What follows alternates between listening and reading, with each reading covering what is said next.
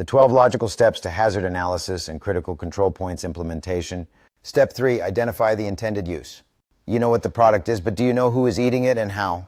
Step 3 is to identify the intended use. This is where many hazard analysis and critical control points plans fail, because they assume everyone handles food the same way. You must define if the product is ready to eat or if it requires further cooking by the consumer. If the end user is supposed to boil it for 10 minutes but they eat it raw, is your process safe? You also need to identify your target audience.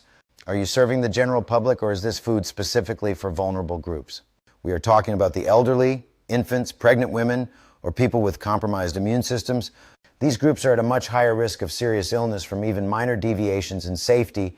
If you don't define the use and the consumer now, your later analysis of biological and chemical risk will be incomplete.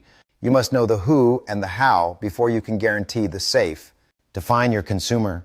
That is step 3. Follow for step 4, where we map out the journey of your food. Let's do hazard analysis and critical control points the right way.